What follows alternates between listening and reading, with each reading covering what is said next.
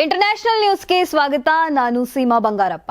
3 ಬಾರಿ ಅಮೆರಿಕದ ಅಧ್ಯಕ್ಷ ಡೊನಾಲ್ಡ್ ಟ್ರಂಪ್ ಅವರನ್ನ ಭೇಟಿಯಾಗಿ ಆಪ್ತರೆನಿಸಿಕೊಂಡಿರುವ ಪಾಕಿಸ್ತಾನದ ಫೀಲ್ಡ್ ಮಾರ್ಷಲ್ ಅವರೀಗ ಭಾರೀ ಒತ್ತಡಕ್ಕೆ ಸಿಲುಕಿದ್ದಾರೆ. ಅಸೀಂ ಮುನೀರ್ಗೆ ಈಗ ಕಠಿಣ ಪರೀಕ್ಷೆಯ ಸಮಯ ಎಂದು ವ್ಯಾಖ್ಯಾನಿಸಲಾಗುತ್ತಿದೆ. ಗಾಜಾದಲ್ಲಿ ಎಲ್ಲವನ್ನ ಸಾಮಾನ್ಯ ಸ್ಥಿತಿಗೆ ತರಲು ಸೈನಿಕರನ್ನ ಕಳುಹಿಸಿಕೊಡುವಂತೆ ಡೊನಾಲ್ಡ್ ಟ್ರಂಪ್ ಅಸೀಂ ಮುನೀರ್ಗೆ ಒತ್ತಡ ಹಾಕುತ್ತಿದ್ದಾರೆ ಎಂದು ವರದಿಯಾಗಿದೆ. ಒಂದು ವೇಳೆ ಟ್ರಂಪ್ ಅವರ ಒತ್ತಡಕ್ಕೆ ಮಣಿದರೆ ಪಾಕಿಸ್ತಾನದಲ್ಲಿ ಭಾರೀ ಪ್ರತಿಭಟನೆಯನ್ನ ಎದುರಿಸಬೇಕಾಗಿ ಬರಬಹುದು ಎಂದು ಹೇಳಲಾಗುತ್ತಿದೆ. ಅಮೆರಿಕದ ಒತ್ತಡ ಹೆಚ್ಚಾಗುತ್ತಿರುವ ಹಿನ್ನೆಲೆಯಲ್ಲಿ ಮುಂದಿನ ದಿನಗಳಲ್ಲಿ ಮುನೀರ್ ವಾಷಿಂಗ್ಟನ್ಗೆ ಭೇಟಿ ನೀಡುವ ಸಾಧ್ಯತೆ ಇದೆ. ಹಾಗಿದ್ದಲ್ಲಿ ಕಳೆದ 6 ತಿಂಗಳಲ್ಲಿ ಮುನೀರ್ 3ನೇ ಬಾರಿಗೆ ಟ್ರಂಪ್ ಅವರನ್ನ ಭೇಟಿಯಾಗುತ್ತಿರುವುದು ಆಗಿರುತ್ತದೆ. ಟ್ರಂಪ್ ಅವರ 20 ಅಂಶದ ಗಾಜಾ ಯೋಜನೆಯ ಪ್ರಕಾರ ಮುಸ್ಲಿಂ ರಾಷ್ಟ್ರಗಳನ್ನ ಹೊಂದಿರುವ ಸೇನಾಪಡೆಯನ್ನ ರಚಿಸುವುದು ಟ್ರಂಪ್ ಅವರ ಲೆಕ್ಕಾಚಾರವಾಗಿದೆ.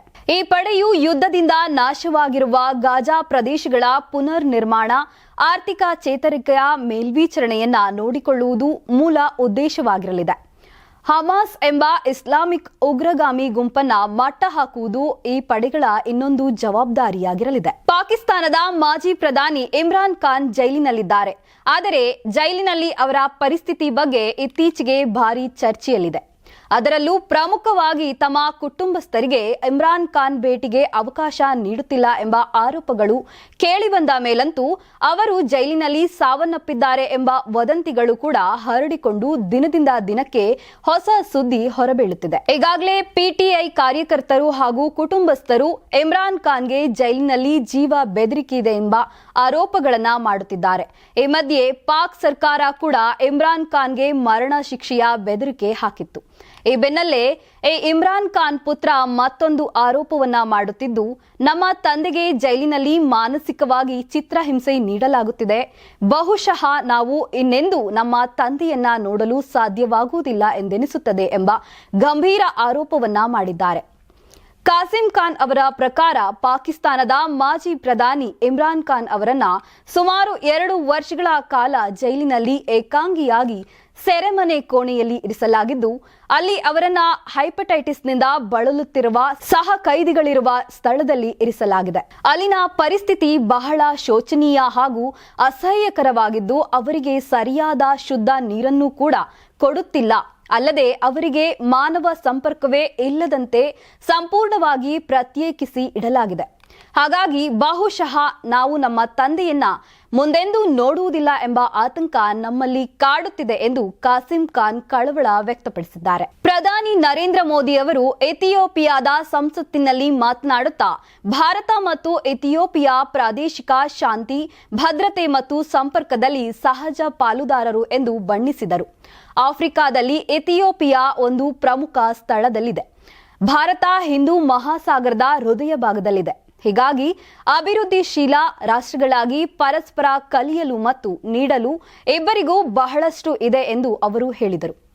ಈ ಭಾಷಣವು ಇಥಿಯೋಪಿಯಾ ಸಂಸತ್ತಿನ ಸದಸ್ಯರಿಂದ ನಿಂತು ಚಪ್ಪಾಳೆಗಿಟ್ಟಿಸಿತು. ಡಿಸೆಂಬರ್ 16, 2025ರಂದು ಇಥಿಯೋಪಿಯಾಕ್ಕೆ ತಮ್ಮ ಮೊದಲ ದ್ವಿಪಕ್ಷೀಯ ಭೇಟಿಗಾಗಿ ಆಗಮಿಸಿದ ಪ್ರಧಾನಿ ಮೋದಿ ಇಥಿಯೋಪಿಯಾ ಸಂಸತ್ತಿನ ಜಂಟಿ ಅಧಿವೇಶನವನ್ನ ಉದ್ದೇಶಿಸಿ ಮಾತನಾಡಿದರು. ಇದು ಪ್ರಧಾನಿ ಮೋದಿ ಅವರು ವಿಶ್ವದ 18ನೇ ಸಂಸತ್ತಿನಲ್ಲಿ ಮಾತನಾಡಿದ ಭಾಷಣವಾಗಿದೆ. ತಮ್ಮ ಭಾಷಣದಲ್ಲಿ ಪ್ರಧಾನಿ ಮೋದಿ ಅವರು ಭಾರತ ಮತ್ತು ಇಥಿಯೋಪಿಯಾ ನಡುವಿನ ಸಂಬಂಧವನ್ನ ಬಲಪಡಿಸುವ ಮಹತ್ವವನ್ನ ಒತ್ತಿ ಹೇಳಿದರು. ಪ್ರಧಾನಿ ಮೋದಿ ಅವರು 4 ದಿನಗಳ 3 ರಾಷ್ಟ್ರಗಳ ಪ್ರವಾಸದಲ್ಲಿದ್ದಾರೆ. ಅವರು ಡಿಸೆಂಬರ್ 16ರಂದು ಜೋರ್ಡಾನ್ನಿಂದ ಇಥಿಯೋಪಿಯಾಕ್ಕೆ ಆಗಮಿಸಿದರು ಮತ್ತು ಡಿಸೆಂಬರ್ 17ರಂದು ಇಥಿಯೋಪಿಯಾದಿಂದ ಒಮಾನ್ಗೆ ತೆರಳಲಿದ್ದಾರೆ. ಈ ಭೇಟಿಯು ಭಾರತ ಮತ್ತು ಇಥಿಯೋಪಿಯಾ ನಡುವಿನ ಸಂಬಂಧವನ್ನ ಮತ್ತಷ್ಟು ಬಲಪಡಿಸುವ ನಿರೀಕ್ಷೆ ಇದೆ. ಈ ಭೇಟಿಯ ಸಂದರ್ಭದಲ್ಲಿ ಉಭಯ ದೇಶಗಳ ನಡುವಿನ ಸಂಬಂಧವನ್ನ ವ್ಯೂಹಾತ್ಮಕ ಪಾಲುದಾರಿಕೆಗೆ ಏರಿಸುವುದು ಒಂದು ಮಹತ್ವದ ಸಾಧನೆ ಎಂದು ವಿದೇಶಾಂಗ ವ್ಯವಹಾರಗಳ ಸಚಿವಾಲಯ ತಿಳಿಸಿದೆ. ಅಪಾಯಕಾರಿ ಗಾಳಿಯ ಗುಣಮಟ್ಟ, ದಟ್ಟವಾದ ಹೊಗೆ ಮತ್ತು ಉಸಿರಾಟದ ಕಾಯಿಲೆಗಳ ಏರಿಕೆ ದೆಹಲಿಯಲ್ಲಿ ಪ್ರತಿ ಚಳಿಗಾಲದಲ್ಲೂ ಇದೇ ಕತೆ. ಮತ್ತೊಂದೆಡೆ ವಿಶ್ವದ ಹೊಗೆಯ ರಾಜಧಾನಿ ಎಂದೇ ಕುಖ್ಯಾತಿ ಪಡೆದಿದ್ದ ಚೀನಾದ ರಾಜಧಾನಿ ಬೀಜಿಂಗ್ 1 ದಶಕದಲ್ಲಿ ತನ್ನ ಗಾಳಿಯ ಗುಣಮಟ್ಟವನ್ನ ಸುಧಾರಿಸಿದೆ.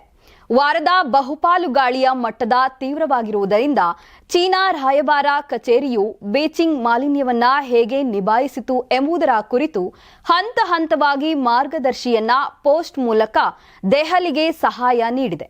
ಬೀಚಿಂಗ್ನ ಪೂರ್ವ ಮತ್ತು ನಂತರದ ಚಿತ್ರಗಳೊಂದಿಗೆ ಎಕ್ಸ್ ಕುರಿತು ವಿಸ್ತೃತ ಪೋಸ್ಟ್ನಲ್ಲಿ ಚೀನಾ ರಾಯಭಾರ ಕಚೇರಿಯ ವಕ್ತಾರ ಯೂಜಿಂಗ್ ತ್ವರಿತ ನಾಗರೀಕರಣದ ಮಧ್ಯೆ ವಾಯು ಮಾಲಿನ್ಯದ ವಿರುದ್ಧ ಹೋರಾಟವನ್ನ ಚೀನಾ ಮತ್ತು ಭಾರತ ಎರಡೂ ಚೆನ್ನಾಗಿ ತಿಳಿದಿವೆ ಎಂದು ಒತ್ತಿ ಹೇಳಿದರು. ಶೀಘ್ರ ನಾಗರೀಕರಣದ ಮಧ್ಯೆ ವಾಯು ಮಾಲಿನ್ಯದ ವಿರುದ್ಧ ಹೋರಾಟವನ್ನ ಚೀನಾ ಮತ್ತು ಭಾರತ ಎರಡೂ ತಿಳಿದಿವೆ. ಶುದ್ಧ ಗಾಳಿಯ ರಾತ್ರೋರಾತ್ರಿ ಸಂಭವಿಸುವುದಿಲ್ಲ, ಆದರೆ ಅದನ್ನ ಸಾಧಿಸಬಹುದು ಎಂದು ಜಿಂಗ್ ಟ್ವೀಟ್ ಮಾಡಿದ್ದಾರೆ. ಜೊತೆಗೆ ವಾಹನ ಹೊರಸೂಸುವಿಕೆಯನ್ನ ನಿಯಂತ್ರಿಸಲು ಮತ್ತು ಕೈಗಾರಿಕಾ ಪುನರಾರಚನೆ ಹಲವಾರು ಕ್ರಮಗಳನ್ನ ತೆಗೆದುಕೊಂಡಿದ್ದಾರೆ. ವಾಹನ ಹೊರಸೂಸುವಿಕೆಯನ್ನ ನಿಯಂತ್ರಿಸುವ ಬೀಚಿಂಗ್ ವಿಧಾನವನ್ನ ಬಿಚ್ಚಿಟ್ಟ ಜಿಂಗ್ ಚೀನಾ ಯೂರೋ 6 ಮಾನದಂಡಗಳಿಗೆ ಹೋಲಿಸಬಹುದಾದ ಅತ್ಯಂತ ಕಟ್ಟುನಿಟ್ಟಾದ ಹೊರಸೂಸುವಿಕೆಯ ಮಾನದಂಡಗಳನ್ನ ಅಳವಡಿಸಿಕೊಂಡಿದೆ.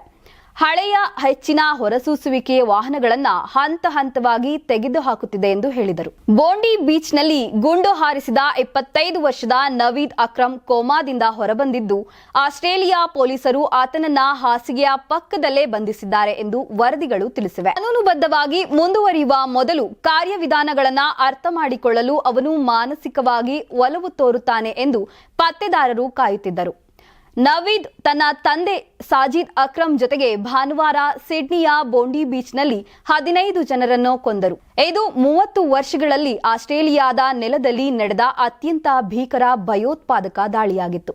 ಪೊಲೀಸರ ಪ್ರತಿ ದಾಳಿಯಲ್ಲಿ ಸಾಜಿದ್ ಅಕ್ರಮ್ ಸಾವನ್ನಪ್ಪಿದರೆ ನವೀದ್ ಗುಂಡೇಟಿಗೆ ಕೋಮಾ ಸ್ಥಿತಿ ತಲುಪಿದ್ರು. ಮಂಗಳವಾರ ಮಧ್ಯಾಹ್ನ ಅವರು ಕೋಮಾದಿಂದ ಹೊರಬಂದರು ಎಂದು ಆಸ್ಟ್ರೇಲಿಯಾದ ಮಾಧ್ಯಮಗಳು ತಿಳಿಸಿವೆ.